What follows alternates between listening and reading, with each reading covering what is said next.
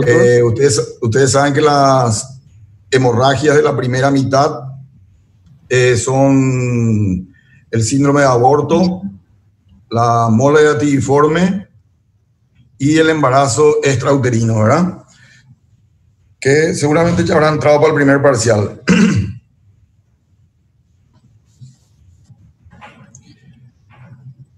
Hola. Así es, doctor. Uno aunque sea responda cuando haga una pregunta, porque de repente ya quiero saber si ya dieron la hemorragia a la primera mitad del embarazo. Sí, ya entró en el primer parcial también. Ok. Que rindieron todo bien, me contaron. ¿Verdad? Sí. Sí.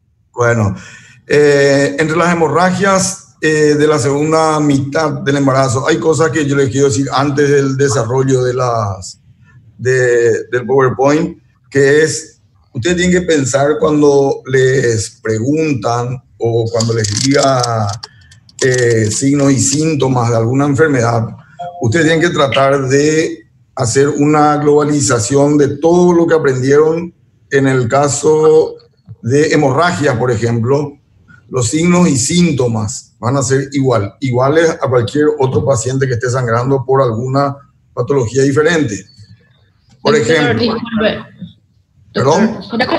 ¿Será que te puede poner para que se grabe la clase, por favor? Perdón, cierto. Otra vez me olvidé. Y Edgar me tenía que hacer acordar.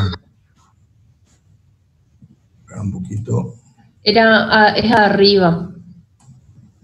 Este.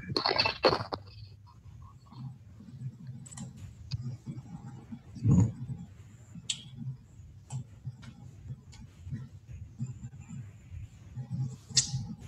Notar, control remoto. Donde dice más, ¿verdad? Grabar en la nube. Así mismo, doctor. Ahí está, ¿verdad? Bueno, lo que le quería decir, o vuelvo a repetir, es que los signos y síntomas de una patología, por ejemplo, vamos a poner otra cosa que no sea el tema que hoy nos toca. Por ejemplo, el tema, un cuadro infeccioso. Por ejemplo, un aborto infectado. Una paciente, la paciente va, ¿cuáles son los signos comunes o síntomas comunes de una sepsis o de un cuadro infeccioso? ¿Verdad? Que va a ser fiebre, taquicardia, no sé. Eso ustedes tienen que primero, ya sea para una meningitis hasta para un cuadro infeccioso. Entonces, siempre ustedes primero un orden mental. Eso más, mi función más que aprendan solamente esta clase es que ustedes aprendan la materia y aprendan a rendir y pierdan el miedo a lo oral, porque lo oral ustedes de repente pueden defenderse, en cambio en lo escrito ya no pueden retroceder, ¿verdad? Entonces, por ejemplo, ahí, en el caso de las hemorragias de la segunda mitad, vamos a suponer que les toque a ustedes una pregunta que les diga cómo es el típico caso de una paciente con una placenta previa sangrando.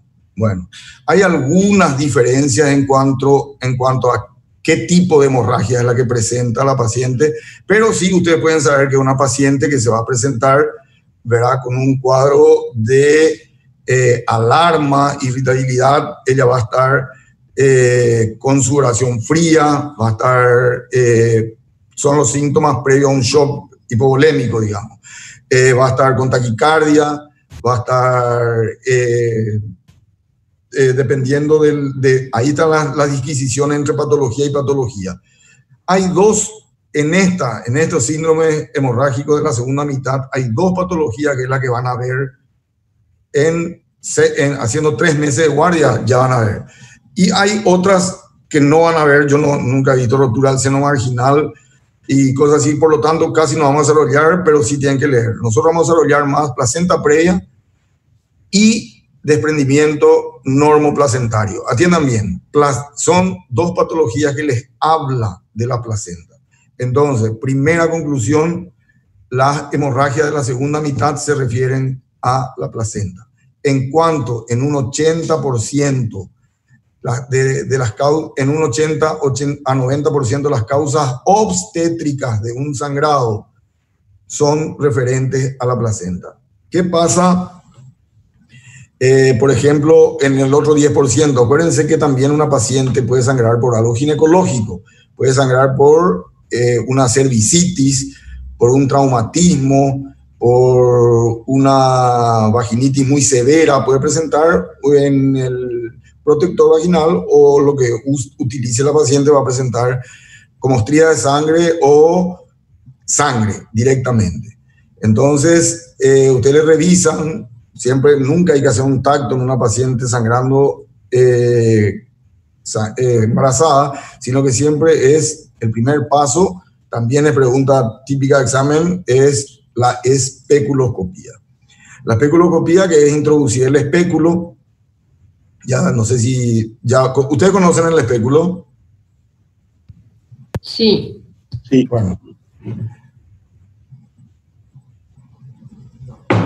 La especuloscopía, que es la introducción del espéculo, obviamente ya no les voy a enseñar que ante todo paciente, sea el masculino, niño o niña, o en nuestro caso ginecostétrica, ante todo explicar qué van a hacer, si la paciente estaba consciente, explicar qué van a hacer, no hacer unos movimientos violentos que puedan asustar a la paciente o dañar también a la paciente, o dañar no físicamente, pero sí en la confianza a ustedes.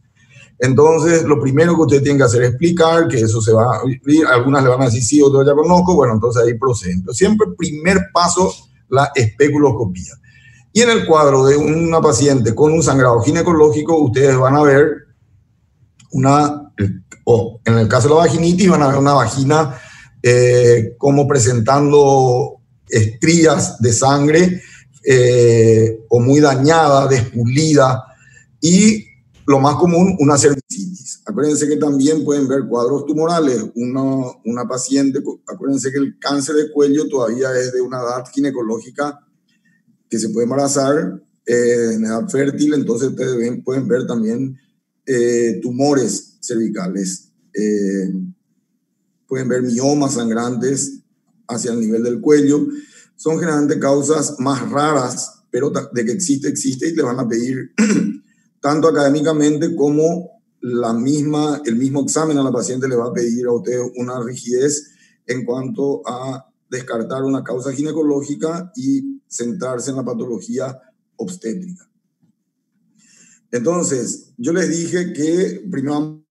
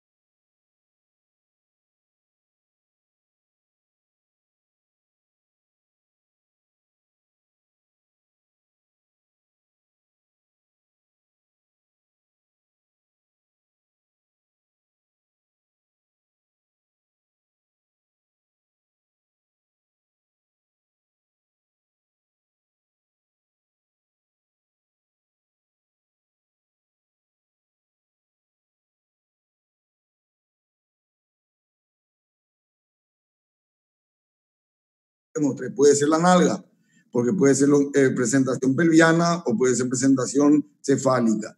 Entonces, esos negritos que estaba, esquematicen que ahí está insertada la placenta. Entonces, cuando hacía tacto pasaba al cuello uterino y ahí tocaba la placenta. Entonces, estaba previa o antes de la presentación. De ahí viene el nombre previa.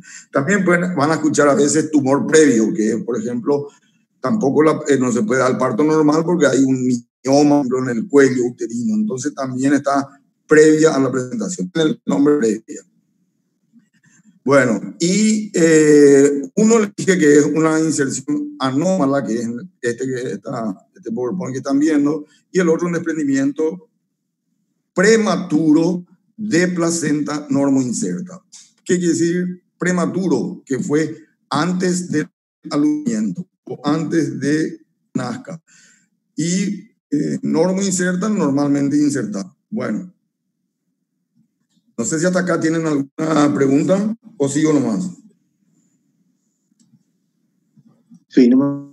Bueno.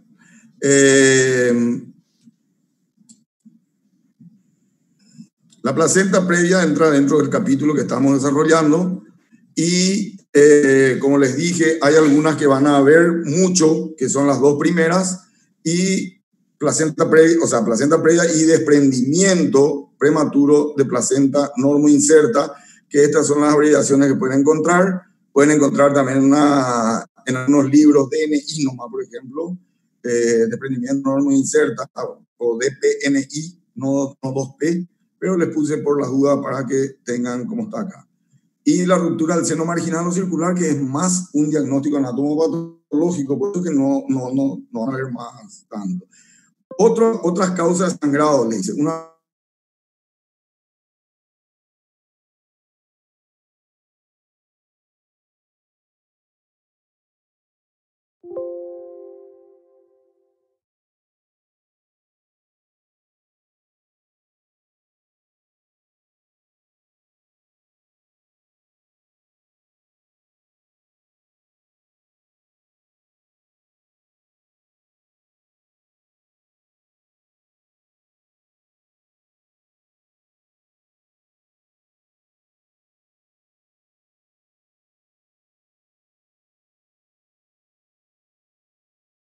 Nosotros vemos, al hacer una cesárea, abrimos y vemos, por ejemplo, que está cubierto ya solo por el peritoneo visceral en el segmento. Entonces, esa sería una dehiscencia de cicatriz, eso puede sangrar. Y otra que está ahí, que son las malformaciones o tumores, como dijimos, también uterino o de la placenta en este caso. Como le dije, más raro. ¿Qué es la placenta previa? Tenemos por definición que es un proceso que está caracterizado, como hablamos, de una inserción anormal de la placenta que tiene que estar por encima del segmento inferior y esta está en el segmento inferior uterino o inclusive debajo de él.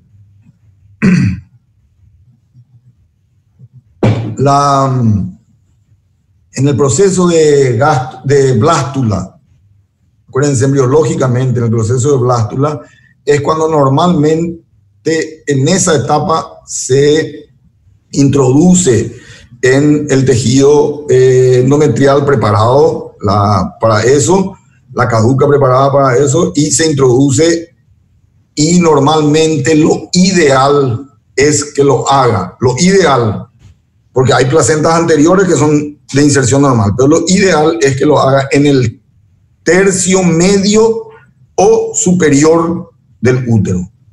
Eso sería ideal. Ahí viene la blástula, el endometrio le abarca y se va empezando a formar y a desarrollar dentro de eso el huevo. Y sería ideal entre el polo medio y polo superior. En este caso está en lo que se llama el segmento inferior. Atiendan bien que acá cuando estamos hablando de placenta previa y les habla de inserción en el segmento inferior del útero. El segmento inferior, ustedes saben que es un fenómeno pasivo de las contracciones uterinas. El segmento inferior uterino aparece por encima de las 20 semanas. No vamos a ser tan exactos en eso, pero aparece por encima de las 20 semanas. O sea que en esta definición a ustedes le está dando un parámetro que es el tiempo. Entonces, nosotros a una paciente de 14 semanas, tercer mes, en la mitad del tercer mes, ustedes todavía no, por ecografía no pueden decir que es una placenta previa, porque puede migrar todavía puede subir más eso a medida que crece el útero. Entonces, el ecografista le va a informar a ustedes placenta de inserción baja. Ahora, nosotros podemos sospechar que esa placenta se va a quedar baja si les dice que es una placenta, que vamos a ver qué significa, que es, por ejemplo, una centro total, quiere decir que está cubriendo todo el cuello. Esa es muy difícil que migre. Bueno, ¿qué pasa con esta placenta que está a nivel de la inserción, a nivel del segmento inferior del útero? Ustedes saben que el segmento inferior del útero tiene una capa muscular menor, o sea que se adelgaza, tiene el peritoneo visceral, es desplegable y tiene otras características anatómicas, lo que sí que es más delgado. Entonces, la placenta es más fácilmente fácilmente puede sangrar o fácilmente puede combinarse con una patología que se llama acretismo placentario, que es cuando la placenta se mete, atraviesa el miometrio y puede inclusive pasar el útero. Pero eso ya es otro capítulo, acretismo. En este caso estamos hablando de la definición de placenta previa, entonces anatómicamente inserción en el segmento inferior uterino. Otras definiciones, acá eso pueden ver después. Placenta de inserción baja o placenta ísmica, cuando la placenta se encuentra adherida total o parcial entre el orificio interno del cuello uterino y el anillo de Bandel, sitio conocido como el segmento inferior. Ese es el límite del segmento inferior. Lógicamente, el segmento inferior, antes de ser el segmento inferior, es el istmo, que es lo que está entre el cuerpo y el cuello. Se denomina inserción baja de placenta o placenta previa cuando la placenta se inserta parcial o totalmente en la zona baja otra vez. Bueno, podemos pasar esto.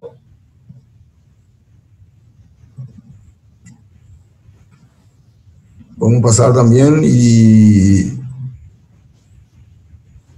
cuando son estudiantes de medicina, uno no quiere saber tanto de la historia de la medicina, pero después es lo más apasionante. Bueno, esto es sí o sí pregunta parcial o algo, que es la placenta previa, tipo según la localización, puede ser como les dije. Pues en cuanto a la oclusión que le está diciendo es si ocluye o no el cuello uterino, que es por donde tiene que atravesar la presentación. Entonces puede ser que ocluya totalmente, puede ser que ocluya parcialmente, teniendo los nombres de oclusiva total u oclusiva parcial. Puede ser marginal, eso quiere decir que está en el borde, bien en el borde, margen. O puede ser inserción baja nomás, no llegando a ser una placenta previa completa, que sería el menos peor, digamos.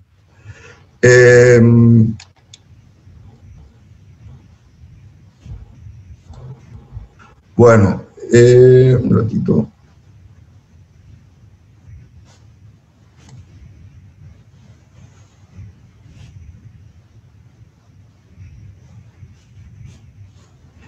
La clasificación, de acuerdo a los conceptos, nosotros podemos tener placenta previa, centro total, que es la que les dije que cubre todo el orificio cervical interno. Después hay gráficos. Todo el cuello es el típico que les dije que hace un tacto vaginal y se encuentra con una torta placentaria, digamos, cubre todo, no hay ningún espacio en el cual uno pueda tocar la presentación. La placenta previa centro parcial es la que ocluye parcialmente y eso bien les puede decir un ecografista. Acuérdense que ahora con el Doppler color se puede ver bien la vascularización y les puede decir que llega hasta ahí. Entonces les puede decir que cubre parcialmente el orificio cervical interna, la placenta previa marginal que llega hasta el borde, como les dije, al margen del orificio, su nombre les dice, y la placenta previa lateral que está a menos de 7 o 10 centímetros del orificio cervical interno. ¿Por qué de repente les dice 7 o 10 centímetros? Porque la que está por encima de 10 centímetros del orificio cervical ya no es previa, pero ese era un límite, una definición con un límite numérico. Hoy por hoy se habla de la que está inserta en el segmento inferior. Puede modificarse todo esto si la paciente está en trabajo de parto o llega a haber una dilatación. ¿Por qué? Por ejemplo, una placenta previa marginal, cuando empieza la paciente a dilatar, puede transformarse en una placenta previa lateral. O sea, puede, al abrirse el cuello del útero, la placenta puede también hacer esto. Pero eso generalmente no ocurre con las dos primeras, que son indicaciones de cesárea. Esta puede darse lo que se llama una prueba de parto, que es con tactos no tan frecuentes y van probando si no ocurre una hemorragia. Bueno, la frecuencia de la placenta previa oscila entre el 1 a 3% de todos los nacimientos. En el materno infantil, en el hospital de clínicas, es 1.6, en la Cruz Roja Paraguaya, para que tengan una idea, alrededor de 1%. Se ve más en multíparas que en nulíparas, en una proporción del doble.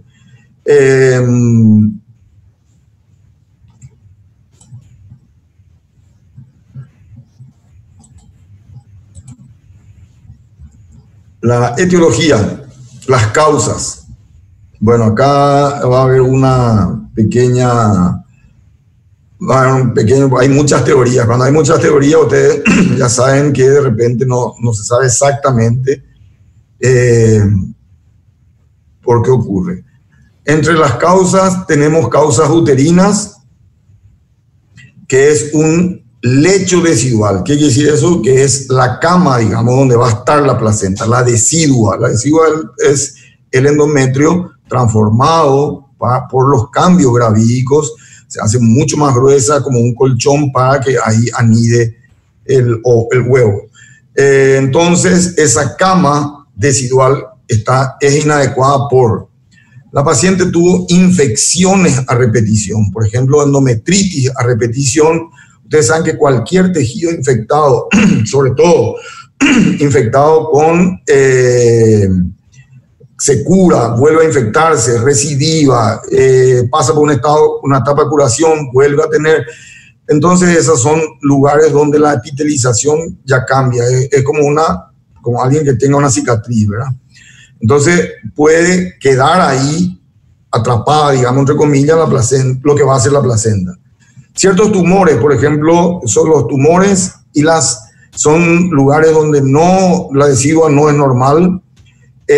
Sinequias, las sinequias son adherencias. Adherencias, por ejemplo, ¿quiénes son las que tienen adherencia? Vamos a suponer que este sea el útero, otra vez. Voy a poner como ejemplo esto. Este es el útero. Y ustedes ven adherencias, o les dice la ecografista, ven adherencia entre las paredes o adentro. Las adherencias son capas de fibrina, ¿verdad? ¿Quiénes son las que presentan eso? Las que tienen, por ejemplo, curetajes a repetición. Por ejemplo, pacientes con abortos pueden ser espontáneos, provocados o lo que sea, pero puede presentar adherencias entre las paredes. Entonces, también el embrión viene y no puede implantarse donde debe implantarse, la bolsa, el huevo. La que tuvo muchos embarazos previos, de ahí viene la causa más frecuente en las multíparas, y las cicatrices quirúrgicas. La que tuvo varias cesáreas, por ejemplo, ustedes saben que las cesáreas se llaman cesárea segmentaria, porque se hace en el segmento, arciforme, porque se hace en forma de arco, y ahí es donde generalmente ustedes, si cosen, después otra cesárea deja como una cicatriz, ya donde puede haber fácilmente una adherencia y una inserción anómala de la placenta. Después les habla de las causas ovulares, que es la incapacidad del huevo. Generalmente ustedes ya se han dado cuenta que hay en obstetricia se divide mucho lo materno, lo fetal y lo de los anexos. Cuando le dice anexo es placenta, bolsa, membranas, cordón. Cuando les dice fetales es todo lo referente al feto, y cuando les dice maternas puede ser, por ejemplo, por patologías maternas. En este caso le está hablando a ustedes de uterinas. Las ovulares son la incapacidad del huevo por anidarse en el fondo o por encima del tercio medio, como les dije, y nidación por segunda. ¿Qué es la nidación por segunda? Es cuando no pudo implantarse primero y cae del polo superior, cae y queda implantado en el segmento inferior. Bueno.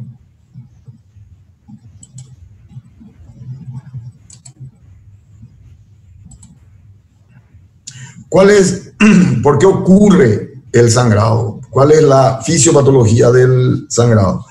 El sangrado generalmente ocurre es la causa. Al final, la causa del sangrado de la placenta previa también es un desprendimiento. Ustedes saben que el alumbramiento normal también es un desprendimiento. Ustedes se acuerdan que habrán estudiado el desprendimiento a través de dos mecanismos, Bodeloque-Schulz, Dunk y Bodeloque-Duncan. La diferencia era dónde está el coágulo.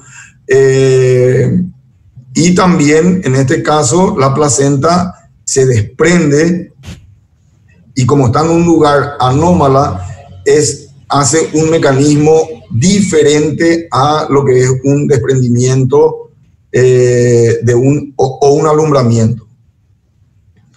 Acá vamos a explicar más o menos. El segmento se forma, yo le dije, por encima de las 20, se forma a partir de las 10 semanas.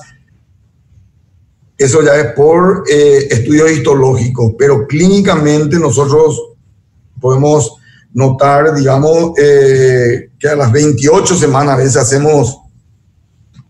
tenemos que hacer una cesárea por algo emotivo, estando indicada, y 28 semanas todavía está muy poco formado el segmento.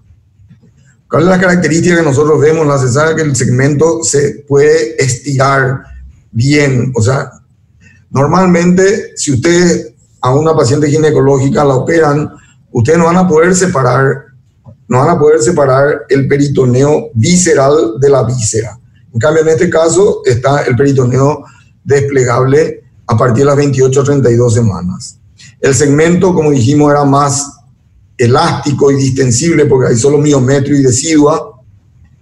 Y entonces tenemos una superficie elástica y la placenta, que es la cara materna, que es donde están los cotiledones. La cara materna no es elástica y no es distensible, entonces ahí se desgarra.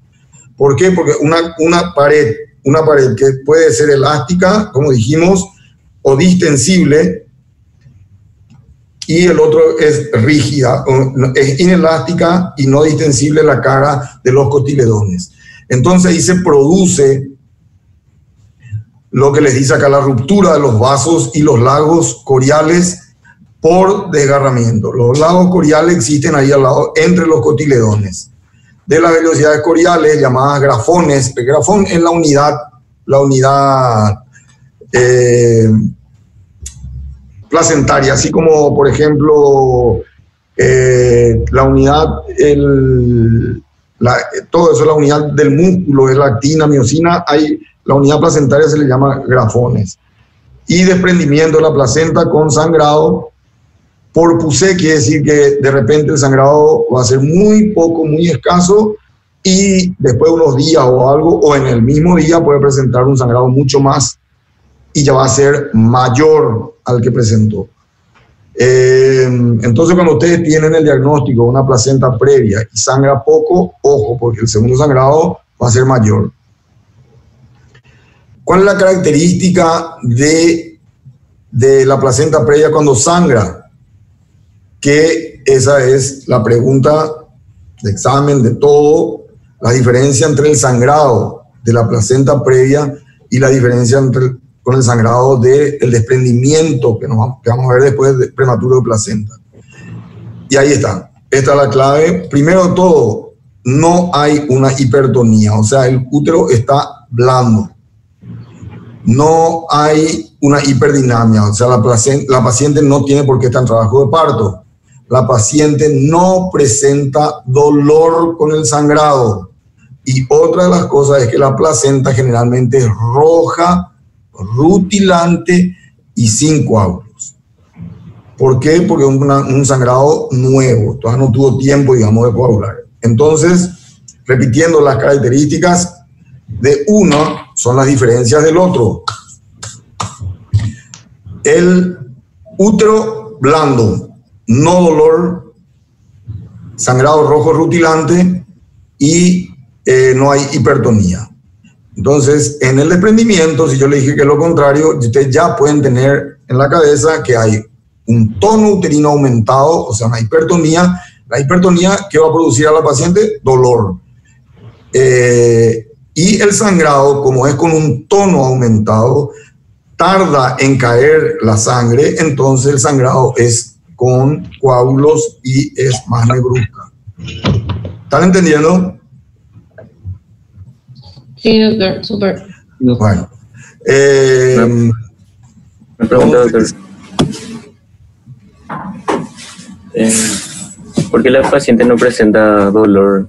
Porque no hay contracción en el sangrado de la placenta previa. Por eso le subrayo acá, no hipertonía, no hiperdinamia, no hay contracciones, no hay trabajo de parto. La paciente sangra. ¿Por qué? Porque ocurre esto. Esto puede ocurrir en cualquier momento porque no es una placenta que esté ubicada donde debe estar. ¿Entienden? Entonces, obviamente puede ocurrir, cuanto más tardío el sangrado, mejor. Porque si le ocurre un sangrado por placenta previa recién a las 37 semanas, tu bebé no va a salir prematuro, que es nuestro objetivo, ¿verdad?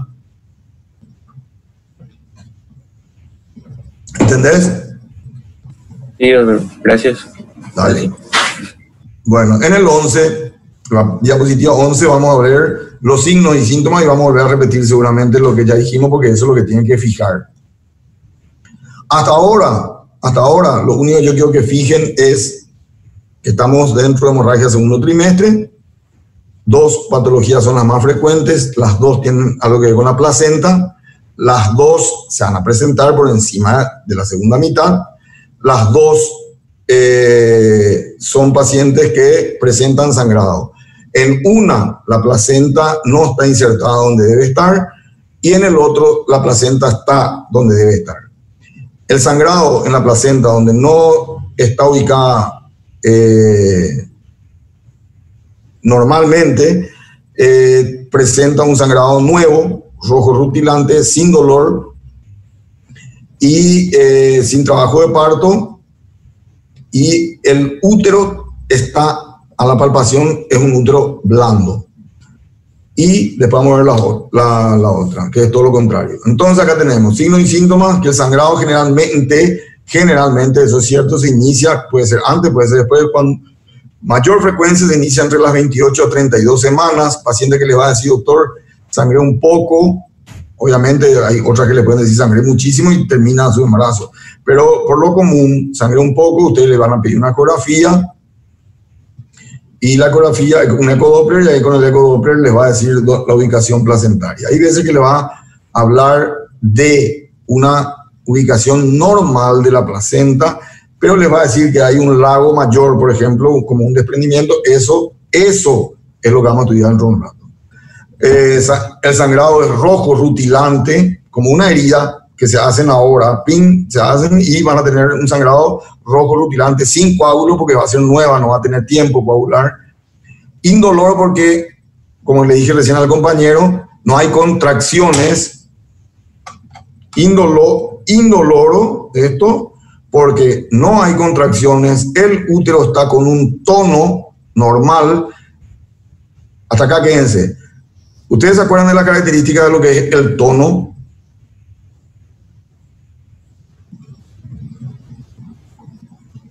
El tono muscular, doctor.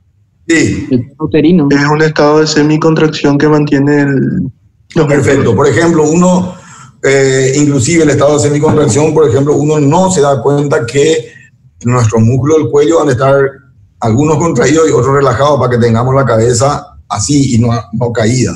Entonces es un estado normal que nos permite a nosotros tener el músculo que se necesita tener no estar muy contraído ni tampoco muy relajado.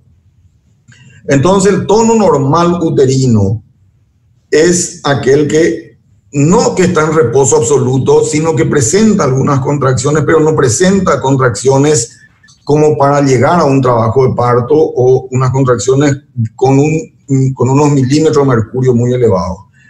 Entonces, un movimiento fetal puede aumentar el tono, pero no ser una hipertonía.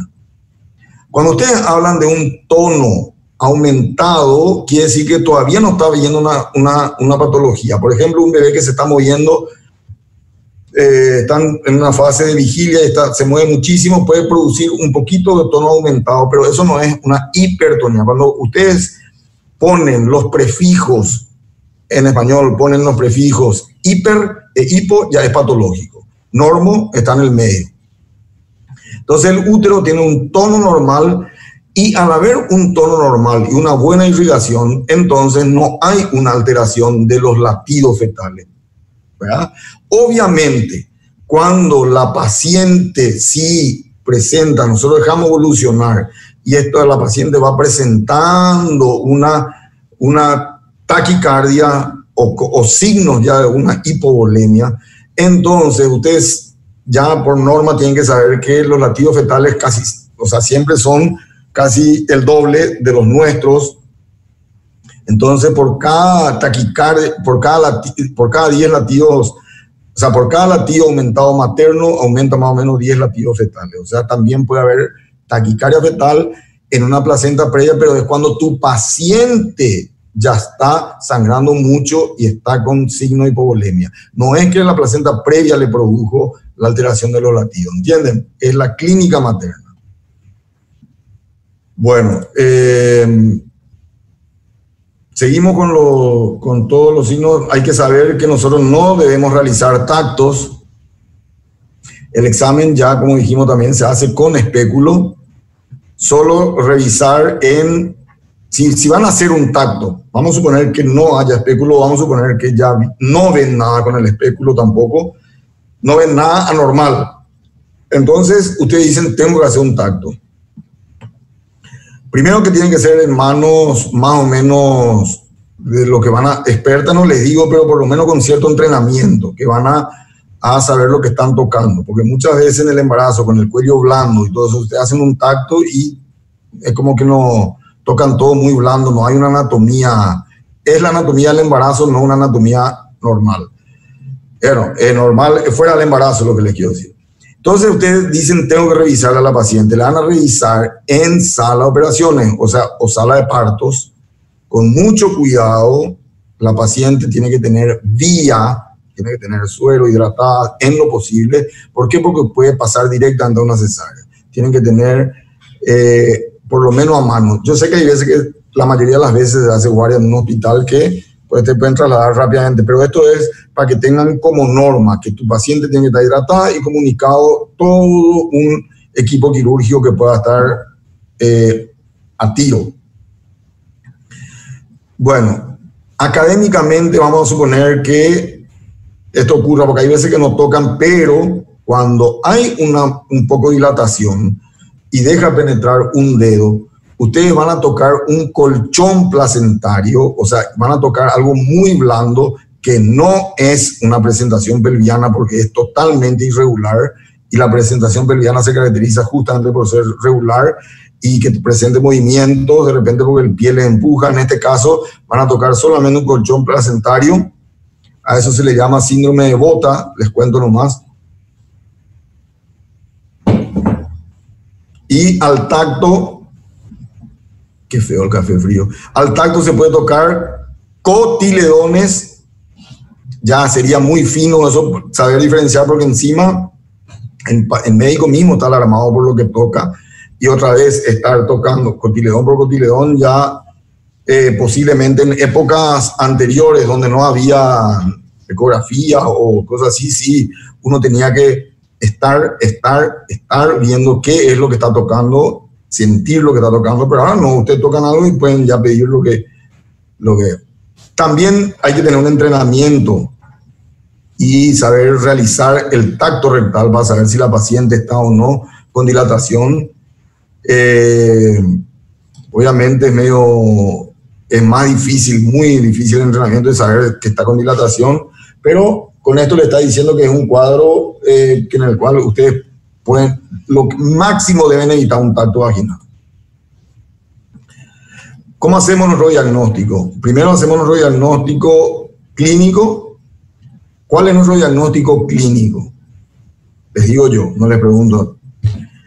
El diagnóstico clínico nos está preguntando a nosotros, vos no tenés ecografía, no tenés nada. Solamente le tenés a la paciente y vos. Entonces yo pienso que es una paciente con todo lo que estudiamos. Una paciente por encima de la segunda mitad del embarazo, una paciente que viene sangrando, que yo le reviso, puede estar normotensa, puede estar hipotensa, ya depende de la severidad del sangrado, taquicardia o no, también depende de la severidad del sangrado, ahí le estoy hablando de los signos vitales. Después palpo el útero y palpo un útero blando, no un trabajo de parto. Miro hacia los genitales y voy a ver un sangrado rojo rutilante. Y la paciente va a estar asustada, pero si le preguntan, les va a decir que no le duele. Entonces, esa sería nuestra clínica. Ahí pedimos nosotros, hacemos toda una escala de propedéutica de lo que podemos pedir, siempre por un orden mental. Ustedes piensen en lo no cruento hasta lo que no deberían usar, pero les va a servir para el diagnóstico. Entonces, como la ecografía es incruenta, de rápida, todos los hospitales ya tienen un buen ecógrafo, entonces le van a pedir una ecografía. En la ecografía, por debajo de las 32 semanas, le va a informar el ecografista si tiene una buena retórica obstétrica o una nomenclatura obstétrica. Hoy por hoy pueden bajar eso que está ahí 32, pueden bajar a 28, porque hoy los aparatos son mucho más finos, ¿verdad? Entonces, por debajo de las 28 semanas, el ecografista le va a decir inserción baja de placenta. Por encima de las 28 le va a decir placenta previa. Bueno, ustedes saben que la resonancia nuclear magnética en el embarazo se puede, porque no es por rayos, por magnetismo, y eso se puede y dan imágenes brutales, excelentes. Solo que es un poco exagerado, porque la ecografía con el Doppler les va a dar sí o sí ya el diagnóstico. Después todo esto que está así que dicen desuso o que antes, ustedes van a leer nomás después. Bueno, ¿cuál es el tratamiento de la placenta previa? Atiendan bien. Tratamiento de algo que ya está insertado anormalmente. Al decir el tratamiento de la placenta previa, no es que va a mejorar la placenta previa, sino que qué van a hacer ante esta situación. Entonces, a partir, antes de las 36 semanas, generalmente la placenta previa hace sangrado, como les dije, por cada vez más severas. Más raramente el sangrado de la placenta previa es cataclísmica. Cataclísmica es cuando, ya dice toda la palabra, cataclismo, sangra demasiado. Bueno, ante una paciente que sangra y ustedes tienen ya el diagnóstico de la placenta previa, esto ya es tratamiento, ustedes primero la van a internar. A la paciente van a, como yo les dije, hidratar, van a asegurar la vía venosa, van a inhibir contracciones si es que la paciente está, pero ahí quédense con eso que les digo, es inhibir contracciones si las hay, es inhibición de otra forma, no una uteroinhibición. ¿Por qué? Porque la uteroinhibición se hace con beta bloqueantes. que son los uteroinhibidores o relajantes uterinos. Y los relajantes uterinos son beta-2 bloqueantes que producen una vasodilatación, y si tu paciente está sangrando por placenta previa, va a sangrar doble. Entonces ustedes lo que hacen es un antiespasmódico y reposo, que eso va a ir, y con una hiperhidratación eso puede inclusive disminuir las contracciones. Van a tener sangre en reserva para la paciente, depósito de sangre, inducir la madurez fetal. Ya saben que se utiliza betametasona con un esquema o dexametasona, y un control. Si ustedes, esto yo quiero que ya tengan en la cabeza, si ustedes internan una paciente embarazada, le sacan de su medio, obviamente el F, esto que dice F, que tiene que haber un control del bebé, de la madre, y de si hay o no sangrado, siempre que interna una paciente, en una de sus indicaciones tienen que ser controles de dinámica, latidos fetales y pérdidas por apósito. Eso tienen que tener en la cabeza. Expectación armada. ¿Qué quiere decir expectación armada? Que ustedes pueden darse el lujo de esperar, pueden darse el lujo de hacer totalmente otra cosa, pero ante el primer signo de alarma, ustedes ya tienen todito lo que querían. Tienen sangre en reserva, una buena vía, y tu bebé está maduro y está internada, tiene un equipo quirúrgico a disposición. Eso es el que están armados para lo que pueda ocurrir.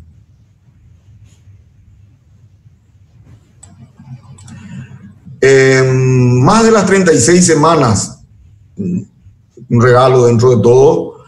¿Por qué? Porque nosotros lo que más, nuestro objetivo, uno de los que tenemos en la cabeza es que nos siga la evolución de una enfermedad y que el bebé no sea, por lo menos que no sea tan prematuro, que tenga mucha chance, mucha viabilidad.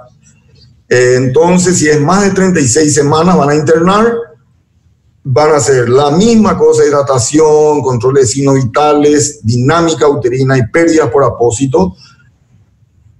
Y van a interrumpir vía cesárea, y hay una que la placenta previa lateral, que es la que dijimos, que es la que está entre los 7 y los 10 centímetros del orificio cervical interno.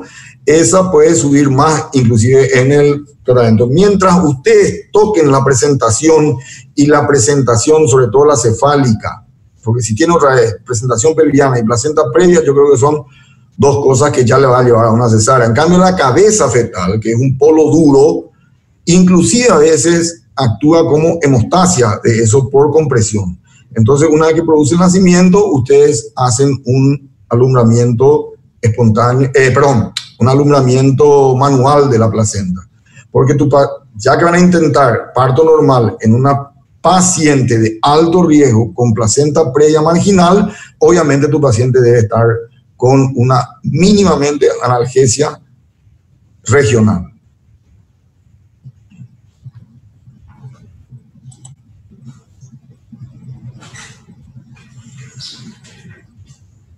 Bueno, estos son cuadros que pueden ir mirando después. La incidencia de las hemorragias del tercer trimestre.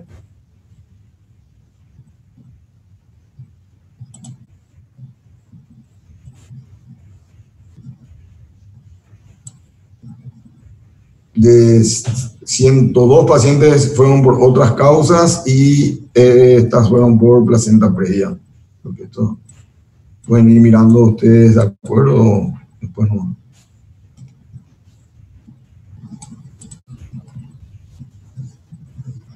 Bueno, no podemos dejar de citar que acretismo placentario puede ocurrir en una paciente. Justamente ayer yo operé un acretismo placentario.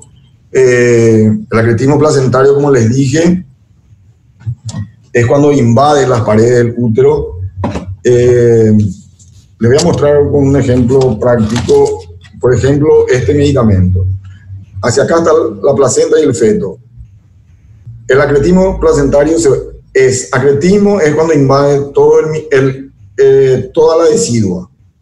Entonces, despegar o alumbrar va a ser muy difícil.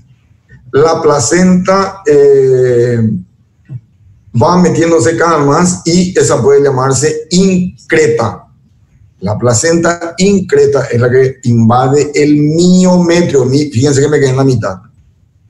Y la placenta percreta es la que atraviesa la cara uterina. Si la placenta es posterior, puede pasar e invadir intestino. Si tu placenta es anterior, que fue el caso que ayer teníamos, invadió la cara posterior de la vejiga y la cúpula vesical. Entonces, para sacar toda la placenta, tuvo que hacer una histerectomía, que ya estaba informada la paciente porque ya tenía todo ya diagnosticado, y un centímetro por ahí de la cúpula vesical se tuvo que hacer se tuvo que entrar en vejiga y reparar la vejiga primero y después hacer la histerectomía. Un cuadro muy severo porque la mayoría de las veces va a una histerectomía. Entonces, ¿en quiénes se ven? Era una núlipara cuádruple cesárea anterior, o sea, 4 cesáreas, placenta previa oclusiva, centro total, totalmente ocluida al cuello, y por el Doppler se veía que los vasos de la placenta se iban metiendo y se comporta como si fuese una invasión neoplásica. Lógicamente no es una neoplasia, pero les digo nomás que la invasión que hace. Generalmente son pacientes con multiparidad, que tienen antecedentes quirúrgicos abundantes, acá ven, o sea, no abundantes, varias cirugías, localizaciones placentarias, operaciones efectuadas, ven, casi siempre se hace una cesárea de histerectomía subtotal. Subtotal, generalmente optamos por la subtotal para que no haya, bueno, le voy a decir así, para que no haya caídas de la vejiga, sobre todo ustedes saben que la paciente embarazada es una paciente joven, entonces todavía no, o sea, tiene mucha vida de pareja, vida sexual y mucha actividad física por delante, entonces subtotal, y generalmente son pacientes estudiadas con un Papa Nicolau sano o cuello sano, que entonces pueden dejarle el cuello. O sea, se utiliza casi siempre, ayer transfundimos 2 litros de sangre, pero no 2 litros, 2 volúmenes de sangre, y siempre tienen que enviar a anatomía patológica los sacados. Bueno, eso fue el trabajo. Esto que está acá es un trabajo que se hizo, que es el que vieron ahí en las diferentes tortas que les dije que lean. Lo que sí les quiero decir también, hay pacientes que no quieren o se niegan a transfusiones. No le estoy hablando en el caso de negarse absolutamente a transfusiones como ciertas religiones, sino que yo les digo, hay pacientes que no quieren ni su sangre, pero hay muchos trabajos, inclusive en Paraguay, que pueden acogerse a los beneficios de la transfusión autóloga. ¿Qué es eso? Ustedes tienen el diagnóstico de una placenta previa, entonces a partir de cierta edad del embarazo, cada cierto tiempo en una paciente con un hematocrito por encima de mínimo 36 y una hemoglobina por alrededor de 12, entonces ustedes pueden ir sacándole sangre, por ejemplo 150 por semana o 100 por semana, o un programa que ustedes puedan hacer puro a peso. Eso generalmente con una hematóloga es su propia sangre, y entonces para el caso que se necesite se está haciendo su propia sangre, que es, me parece muy lógico que cualquiera acepte, ¿verdad? En todas las pacientes con placenta previa anterior sobre cicatrices de cesáreas iterativas, quiere decir repetidas, tener la posibilidad, pensar por lo menos, si no tuvieron una ecografía o un ecodoppler que le mueve, usted tiene que pensar, placenta previa, triple cesárea, ojo, puede ser un acretismo. ¿Qué tengo que hacer? Tengo que entrar con una buena vía, tengo que entrar con sangre a disposición, isogrupo de igual grupo, isofactor de igual factor, y si es posible, previa prueba cruzada, que ya se haya estudiado lo que van a transfundir. El acretismo placentario encontramos en un 9.3 de todas las placentas previas y terminó casi siempre en una cesárea de histerectomía. En todos los casos de riesgo de acretismo placentario se debe informar a la paciente. Siempre eso, todo lo que se pueda. Es más, para operar existe lo que se llama un consentimiento previo, que la paciente debe estar informada de todo lo que ustedes le van a hacer y lo que pueden llegar a hacer y cuáles pueden ser las complicaciones esperables del procedimiento. Y esto es una de las cosas más temidas que hay, la atonía uterina. Atonía, el prefijo A es sin, no. Entonces no hay tono, el útero no se contrae después del alumbramiento, se registra en el 4% de los pacientes. Ustedes saben que esto fácilmente lleva a un shock hipovolémico. Hay maniobras manuales, puntos o histerectomía y tratamientos médicos que pueden, primero lógicamente tratamiento médico, tratamiento manual y después recién todo, hay como una escala de lo que ustedes van a hacer frente a una atonía uterina. Prematurez, la placenta previa va mucho con la prematurez porque a veces tienen que interrumpir antes de las 36 semanas. Se registró casi en la mitad de los casos. Fíjense, en la placenta previa con sangrado nulo o escaso, actuar siempre en forma conservadora. Tienen que hacer un prenatal más frecuente, decirle que tiene que reposar, explicarle los beneficios, si es posible en forma agresiva, siempre dentro con educación, los riesgos que puede presentar un prematuro. Entonces, el porqué de la importancia de un reposo. Siempre tienen que tratar de justificarle que ustedes jamás le van a querer alejar de su medio y que reposen nomás. Es por algo. La mortalidad perinatal fue solo del 4% en todos los casos que se tomaron buenas medidas. Aunque ustedes saben que en Paraguay la mortalidad materna sigue siendo los cuadros de hipertensión, infecciones y hemorragias. Bueno, eso es en cuanto, que tengo que salir, en cuanto a placenta previa.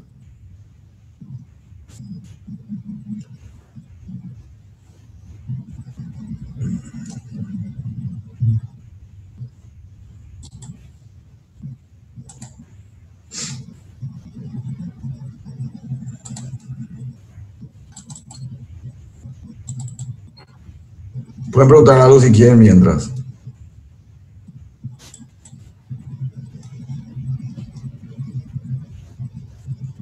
Doctor, el tacto no se hace cuando está sangrando, ¿verdad?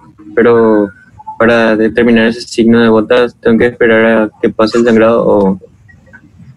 Sí, pero vos si vas a hacer un tacto con una paciente que ya tiene el diagnóstico de placenta previa, no busques el signo de bota. Eso te está mostrando nomás en caso de que no tengas nada. Si vos tenés todo, vos solamente vas a medir la dilatación. Si está muy dilatada, si está todavía como para que quede o no avance ese trabajo de parto, si es prematuro, o directamente pasar a una cesárea si es muy avanzado y tocas la torta. Entonces sí, tocas una torta y una dilatación de 6 centímetros, cuidado que eso se te viene full, entonces va a la cesárea directamente. ¿Está bien? Sí, gracias, doctor. Bueno, les dejo que piensen un segundito, yo ya... Acá y la vengo.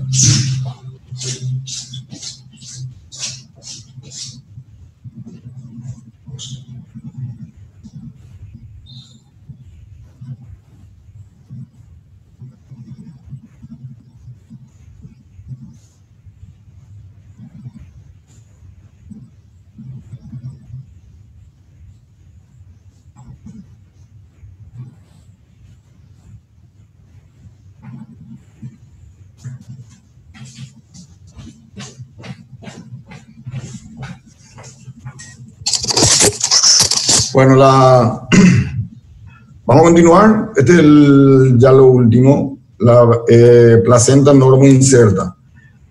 Su nombre ya le está diciendo todo, placenta normoinserta, normalmente insertada, o sea, donde debe estar. Y la patología es desprendimiento prematuro de placenta normoinserta.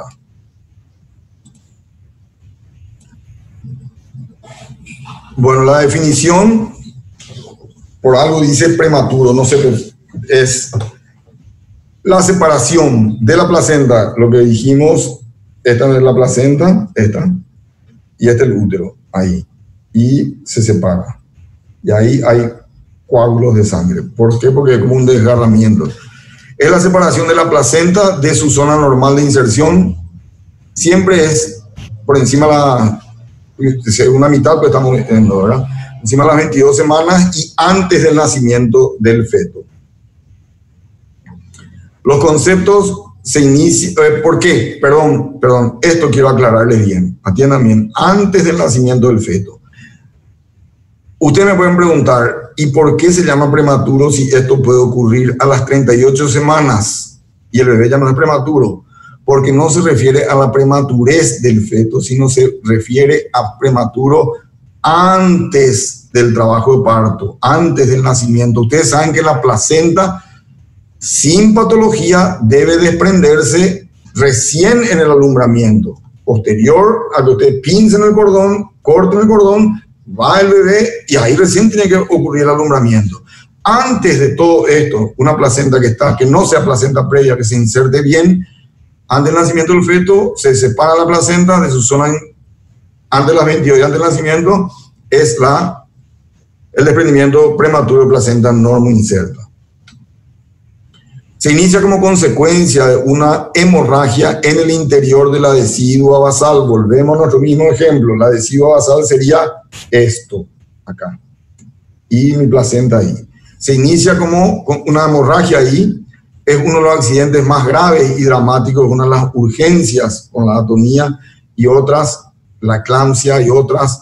Es uno de los accidentes más graves y dramáticos en obstetricia. Antes se llamaba, que hasta ahora, si se les pregunta esto, deben saber qué es, se llamaba accidente de Bodelock. Ahí se dan cuenta que Bodelock ya estuvo también describiendo los mecanismos, ¿se acuerdan? Bodelock y Schulz. También es del latín abruptio placenta, que es en forma abrupta, y también se llama síndrome de Kugeler, que hay un útero de Kugeler inclusive que se describe, que vamos a ver más adelante. El desprendimiento prematuro de placenta normoinserta, en frecuencia es el 1%, o sea que está más o menos igual que la placenta previa, ¿verdad? La placenta previa era 1 punto algo, ¿verdad? Y esta es la segunda causa de mortalidad materna con la placenta previa dentro de la mortalidad materna por hemorragias. La mortalidad materna, ustedes saben que es todo aquello puede morir, todas las causas que pueden llevar a la muerte a una paciente relacionada con el embarazo, parto y o puerperio. La mortalidad es de lo cual uno puede morir, diferenciándose de la palabra morbilidad, que es de lo cual uno puede enfermarse. Bueno, la segunda causa dentro de los cuadros de hemorragia es la segunda causa de prematurez con la placenta previa, solamente ganada por por el cuadro de hipertensión inducida por el embarazo, y ocurre un 30% de mortalidad perinatal. Cuando les habla de mortalidad perinatal es todo lo que le rodea al nacimiento. Quiere decir un poco antes, durante y un poco después del nacimiento. ¿Cuáles son las causas? Más que factores de causa o de etiología, hay causas predisponentes. Las causas predisponentes son, por ejemplo, una caída de la madre, un traumatismo externo, una RPM es en español para nosotros es ya obstétricamente es ruptura prematura de membranas, así como lo otro es DPPNI, ruptura prematura de membranas, que también no se refiere a la prematurez del bebé, se refiere a la prematurez antes del trabajo de parto. Ya es otro capítulo. Lo que estamos viendo es que la causa puede ser traumatismos, que se rompa la bolsa, un volumen grande, el útero muy distendido. ¿Cuáles son las causas de sobredistensión uterina? Fetos grandes, macrosómico por definición es aquel feto que tiene por encima de 3.999, o sea, 4 kilos. Embarazo múltiple, cuando hay más de 2, o sea, perdón, más de 1, entonces va a estar el útero mucho más distendido. Cuando la bolsa está cuando el líquido está aumentado, normodramnio es el líquido normal. Oligohidramnio es poco y polihidramnio es mucho líquido.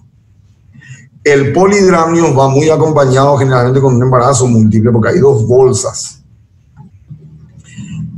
Otra causa puede ser una descompresión brusca del útero por una pérdida brutal del líquido amniótico, entonces hace como una hemorragia ex vacuo. Puede ser que el feto haya nacido, o sea, se ocurra un nacimiento muy rápido, muy explosivo, que ocurre generalmente con los muy prematuritos, que son muy chicos, nacen en forma muy rápida. Cordón umbilical corto, a esa patología se llama brevedad de cordón, entra dentro de las funiculopatías, que el funículo viene de cordón. Anomalías uterinas, tumores uterinos que pueden producir tanto como una sobredistensión como una descompresión, como una falta en la contracción uterina, entonces no acompaña y se desprende antes de tiempo. En el caso del líquido amniótico, ¿cuál sería el mecanismo? Y una ruptura de bolsa que demasiado salga, muy grande, en el cual salga demasiado rápido el líquido amniótico y hay una descompresión brusca del útero. Por eso, cuando usted, vamos a poner el ejemplo, buena pregunta, cuando por ejemplo nosotros estamos en un parto normal con polihidramnios, nosotros al romper la bolsa artificialmente o no quisimos romper la bolsa, pero el trabajo de parto rompió de repente. Entonces ustedes por medio de un tacto tienen que tratar de que no haya una salida brusca de ese líquido amniótico. Es la misma cosa que les puede pasar, por ejemplo, ustedes ya deben saber que una paciente con un globo vesical, embarazado o no, siempre el sondaje o el cateterismo vesical debe ser pausadamente, permitiendo un flujo constante, pero no a chorro, porque eso puede producir una ruptura de los vasos de las paredes y ahí puede haber una descompresión brusca del útero, el líquido amniótico cae con toda la fuerza, entonces el útero empieza a contraerse y eso va a desprender antes del nacimiento a la placenta. También es la misma fisiopatología en el feto que les dije, muy prematurito, muy chico. El cordón umbilical corto, al nacer el bebé, nace y si el cordón es corto, va a estirar de la panza del bebé, va a estirar a la placenta antes que deba producirse el alumbramiento. ¿Está bien? Sí. ¿Tú sigues medio con duda ahora? ¿O entendiste? No, sí, se entendió bien, por la descompresión brusca. Exacto. Seguimos con las causas. También la hipertensión arterial, tanto la paciente hipertensa o la hipertensión inducida por el embarazo. Porque ahí van a saber ustedes que una paciente común de 30 años que es hipertensa, puede embarazarse. Esa sería una hipertensa crónica que se embaraza. Puede haber alguien que no es hipertensa y que encima de cierta edad del embarazo empieza a demostrar un cuadro de hipertensión. Esa es la hipertensión que el embarazo le produjo, o sea, hipertensión inducida por el embarazo. Por eso acá le dice la hipertensión arterial en sus diversas formas va a producir también una hipertonía uterina. La gran multiparidad es lo mismo, sería un útero que fácilmente puede compensarse por el nacimiento, o sea, un útero ya, digamos, que ha soportado varias veces eso. Después tenemos la dieta deficiente en folatos, alcoholismo o tabaquismo también se citan. ¿Cuál es la fisiopatología del desprendimiento prematuro? La fisiopatología es que existe Esto es lo fundamental. Entonces, acá está la primera diferencia con la placenta previa. Nosotros dijimos que no había un aumento del tono, que no había dolor, y fíjense, el primer punto que nos nombra en la fisiopatología, ya para hacer una diferencia, es que hay una hipertonía, hay un aumento del tono uterino. Acá les dije que nunca está en reposo, durante el embarazo puede ser más de 10, más de 10 o 12, y durante el parto va a 20 a 25 milímetros de mercurio.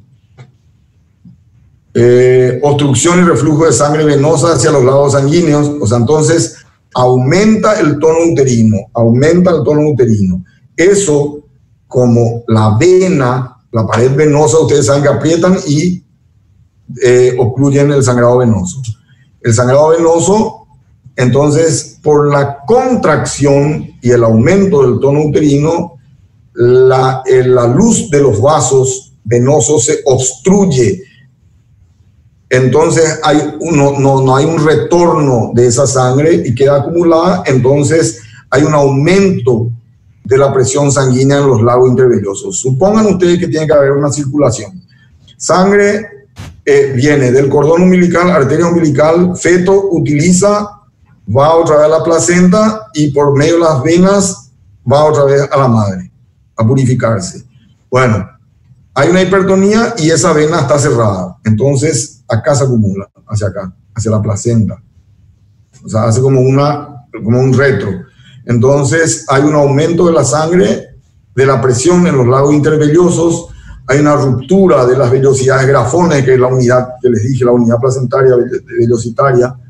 Hay una ruptura de los vasos sanguíneos, se rompen los vasos sanguíneos placentarios y residuales y entonces se desprende la placenta y se forma un hematoma. Como ustedes saben que ante cualquier desprendimiento, ya sea patológico o normal del desprendimiento placentario, tanto en el alumbramiento ocurre el hematoma. Pero esto, ¿dónde ocurre el hematoma? Ocurre en la capa basal profunda, o sea que dentro del interior uterino, o sea que es más grave todavía. Aquí tienen más o menos un dibujo, hacia acá está el bebé. Normalmente los lados placentarios, ustedes saben que la circulación siempre es de mayor presión a menor presión, tiene que entrar por la arteria y tiene que retirarse acá, y fíjense, la presión venosa es 8 milímetros de mercurio no más. La presión arterial media también sí igual, pero el miometrio que acá les dice que tiene 10 milímetros de mercurio de tono, acá está con una hipertonía, entonces aprieta. Fíjense que acá la vena está dilatadita, o sea, normal, y acá está apretada, ocluida, obstruida o constreñida, una vasoconstricción, entonces queda acumulada hacia acá la sangre. Esto.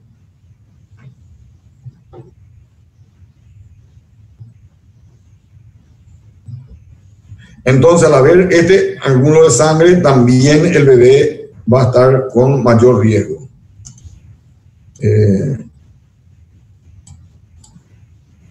¿Cuáles son los signos y síntomas? Ya les dije yo que ante cualquier hemorragia la paciente puede estar desde no tan a un shock hemorrágico grave con óbito, inclusive puede haber óbito materno fetal. El sangrado, dijimos que era un sangrado de la placenta previa rojo rutilante, este es un rojo oscuro, de escaso a abundante, este sí presenta coágulos, esta sí la paciente le va a referir dolor, va a ser un inicio brusco. Acuérdense que el otro era sangraditos con cada vez mayor intensidad. Este es un inicio brusco y ya grave de entrada. Y hay mucha angustia, pánico y dolor de la paciente. El otro era un útero blando, este es un útero hipertónico. Vamos a tocar un útero duro. El otro encontramos unos latidos, este vamos a encontrar una taquicardia materna, vamos a encontrar hipotensión materna, vamos a encontrar alteración de la dinámica uterina, como va a haber una hipertonía, entonces ese es el que le va a ustedes regir, que no hay una relajación, no hay un trabajo de parto, puede haber alteración de latidos fetales, una taquicardia fetal primero compensatoria, que después puede transformarse en una bradicardia fetal y lo peor después transformarse cuando fracasan sus mecanismos compensatorios a una ausencia o un óbito fetal. El síndrome Van der Frommel-Pinar, que demasiado nos gusta preguntar en los parciales y en las entregas y en los exámenes, es una, bueno, vamos a ver después, pero es en el anillo de Bandel y va ocurriendo después si estamos bien. Puede estar la paciente con una dilatación cervical o puede haber un desgarro cervical porque la hipertonía hace que eso se vayan desgarrando las fibras porque los coágulos se van metiendo entre las fibras musculares. Tanta es la hipertonía que puede haber una rotura uterina. Ahí está lo que les dije que Kubeler, había un útero de Kubeler que vamos a ver después. Obviamente, si hay una alteración de signos vitales maternos, hay una alteración del estado general, muy pálida, rictus muy doloroso. Las complicaciones de todo esto, como les dije, puede extravasar y romper el útero. Como hay un problema de hematomas que se van formando, entonces se produce un agote de ciertos factores de coagulación, entonces puede haber una coagulación intravascular diseminada, puede haber una embolia cardiopulmonar, puede haber una embolia líquido amniótico que es gravísimo, puede haber una insuficiencia respiratoria aguda, perdón, una insuficiencia renal aguda por falta de aporte y un shock neurogénico por el dolor y la hipovolemia que hay va a llevar también a otro, o sea, dos componentes que van a llevar a un shock.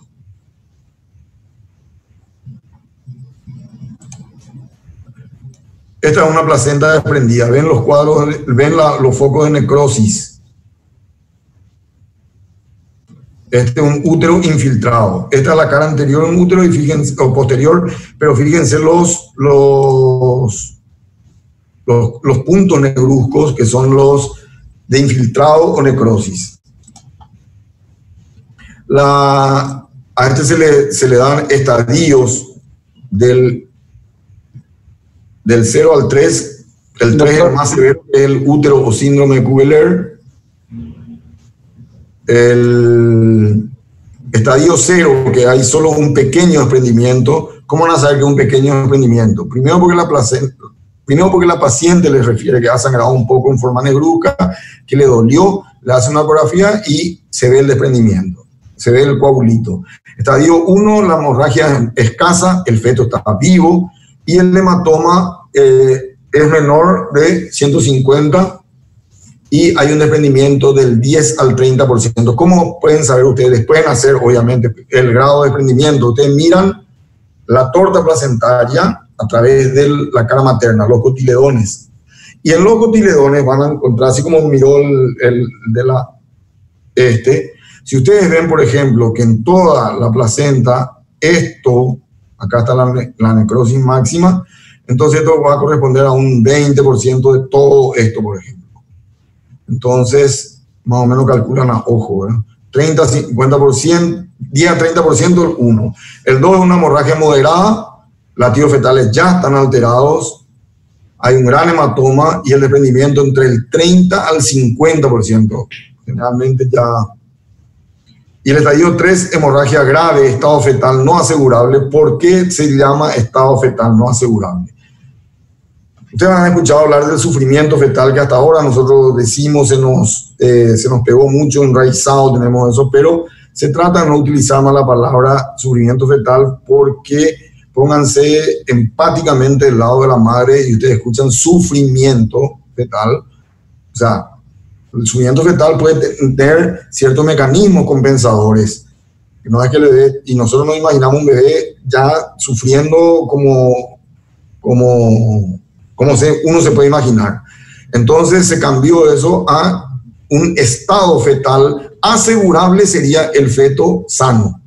Y el estado fetal no asegurable es aquel que puede estar presentando un sufrimiento fetal. O ya es un feto muerto, y el hematoma va a ser más de medio litro de sangre y hay un shock ya. Un desprendimiento total ya es más del 50%.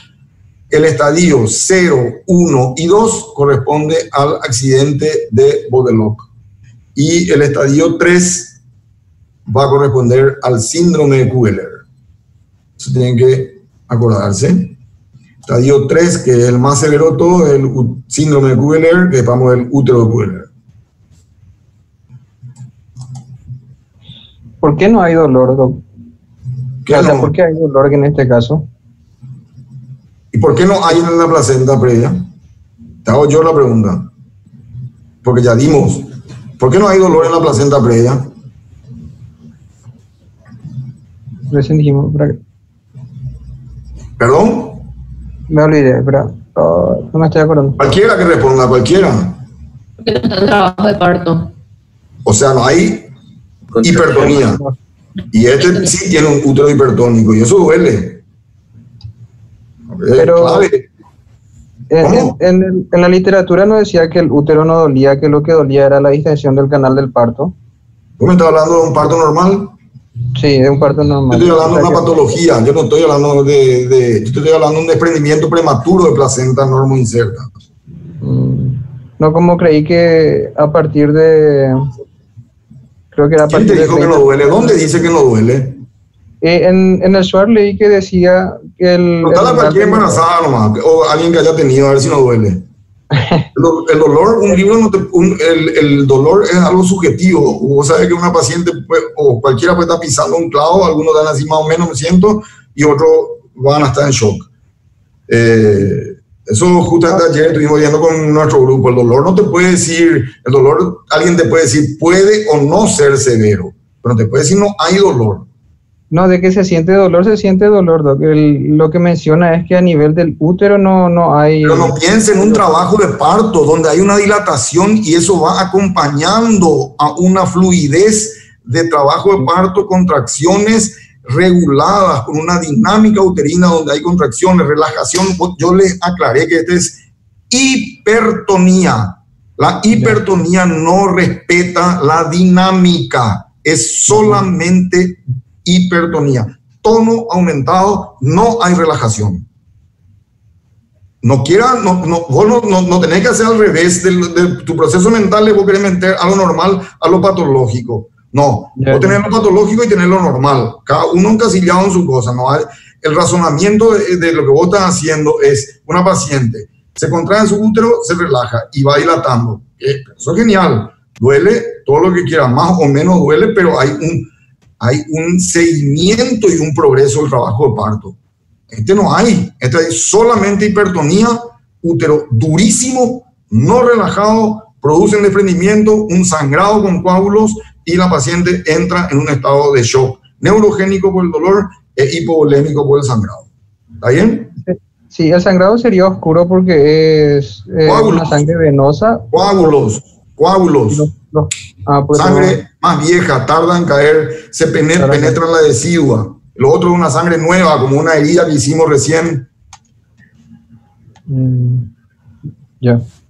Bueno, el diagnóstico diferencial vamos a hacer con las otras causas de sangrado.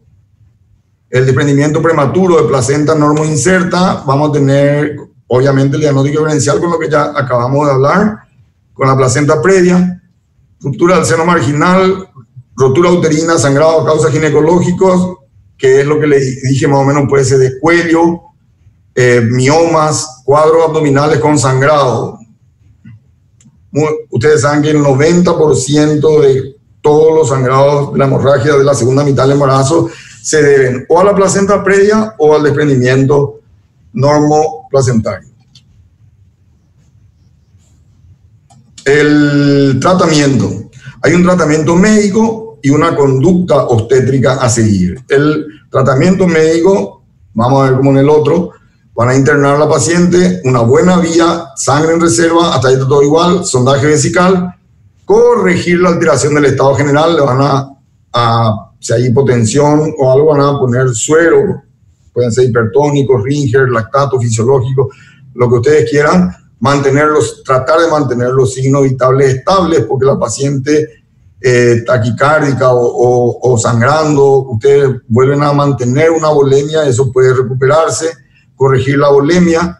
Cuando el hematócrito es menos del 30%, transfusiones, evitar o corregir la coagulación intravascular diseminada. También tiene que tener un apoyo de un clínico, usted, todos nosotros, evitar o corregir el estado de shock, porque ustedes saben que todos los shocks tienen una etapa que todavía es reversible y una etapa que ya es irreversible, que ya es cuando hay falla orgánica. Y la conducta obstétrica, ¿qué pueden hacer? Bueno, esto puede ser discutido. Ustedes saben que los países más avanzados, cuanto más avance tu perinatología, tu incubadora, tu UTI neonatal y todo eso, ustedes saben que puede ir variando la conducta obstétrica. En Paraguay, uno de 35 semanas, entonces por eso más o menos dividimos en por debajo de las 34 semanas. Si no hay hipertonía, hay un feto vivo, expectamos, damos uteroinhibidores y le inducimos la madurez por medio de la betametasona, como dijimos. Si hay una hipertonía es porque la patología ya está instalada, ya eso va a llevar a alteración en el estado fetal, entonces se hace una cesárea. Solamente acá les va a mantener expectante que haya o no hipertonía. Por encima de las 34 semanas, feto vivo, sin hipertonía, ni sospecha del estado fetal con parámetros de riesgo, van a inducir la madurez fetal y ya van a llevar después, porque es más de 34 semanas, no van a permitir que siga progresando eso, entonces van a tratar de inducir o dar una prueba de parto. Si hay feto vivo, hay hipertonía y esto que es el sufrimiento fetal, pero vamos a poner estado fetal no asegurable, entonces hacen una cesárea inmediata. ¿Qué pasa si encontramos el útero de Cuvier? El útero de Cuvier es el que les mostré, ese que el útero que está con puntos, miles de puntos, como si fueran petequias por toda la cara, por todo el útero. Entonces, ¿qué quiere decir cuando está esa necrosis o esa infiltración ya en el útero visible macroscópicamente? Quiere decir que eso ya está invadido, entonces tu fibra muscular no se va a contraer. No se va a contraer porque ya fue destruida la célula, la fibra musculares lisas, entonces van a perder esa capacidad de contractilidad y de retraerse. Entonces ustedes ya directamente ven un útero de Cuvier y hacen la histerectomía obstétrica, o sea, sacan el útero. ¿Cómo le controlan a esta paciente en puerperio? Si fue solo una cesárea lógica, vamos a suponer que no hubo útero de Cuvier y ustedes hicieron la cesárea inmediata, no encontraron el útero de Cuvier, entonces quiere decir que van a seguir teniendo útero. Entonces en el puerperio inmediato ustedes tienen que mantener que haya una retracción e involución del útero. Van a estar en UTI, van a usar oxitóxicos o sustancias capaces de comportarse como la oxitocina, o sea, para contraer el útero y tener involución uterina. Van a pedir controles laboratoriales pertinentes, no van a pedir cualquier cosa, van a pedir, por ejemplo, crasis, hemograma, coagulación, ¿verdad? Y van a pedir por lo menos una vez cómo está el funcionamiento hepático, cómo está el funcionamiento renal. El control clínico de signos vitales, ustedes saben que un punto de encuentro, caída de la presión arterial, y una taquicardia van siendo signos de un shock o de un sangrado. Y controlan la diuresis. Toda vez que haya buena diuresis, quiere decir que están bien perfundidos los riñones. Si están bien perfundidos los riñones, quiere decir que hay buena perfusión en casi todo, porque el riñón tarda en tener esa respuesta. El pronóstico, 4% de aborto en embarazo posterior, el otro también era 4% de pérdidas.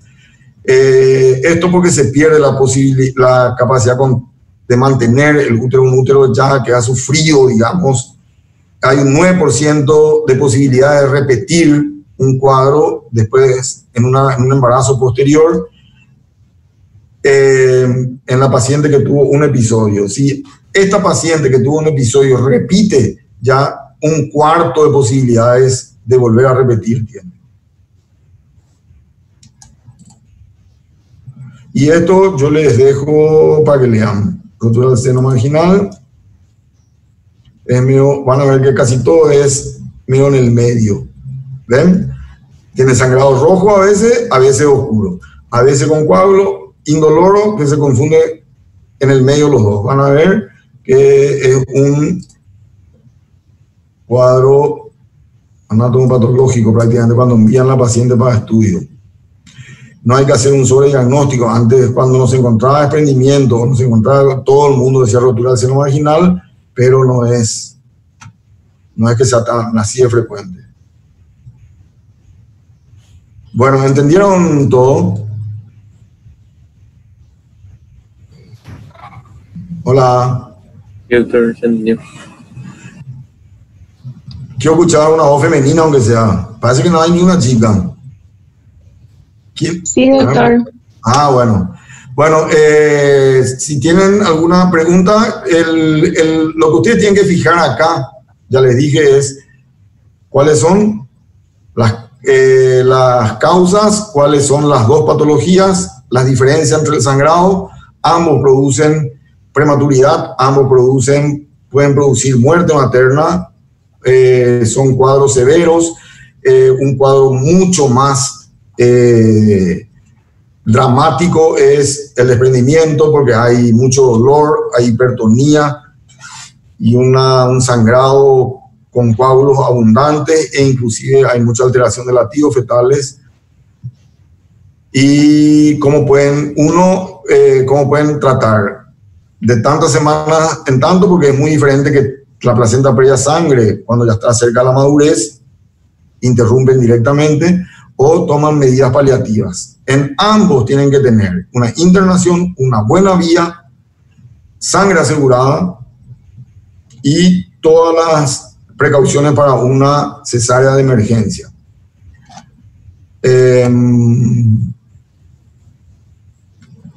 Está, ¿verdad? ¿Quién tiene el programa? La próxima semana yo tenía que dar, pero va a dar la doctora Mota, y cuando la doctora Mota tenga que dar esa clase, yo doy la que yo voy a dar, porque la semana que viene casi no voy a estar. Bueno, está bien. Ahora, ¿quién me dice cómo hago? ¿Dejo de grabar? Brian.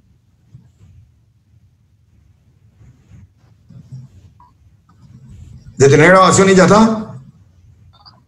Bueno, entonces ojalá que termine todo pronto y podamos dar clase aunque sea en un patio para vernos mejor y conocernos y todo eso, ¿sí? Dale, doctor. Dale. Ojalá, Tenga buenas tardes. Igualmente, gracias. Igualmente. Gracias, doctor.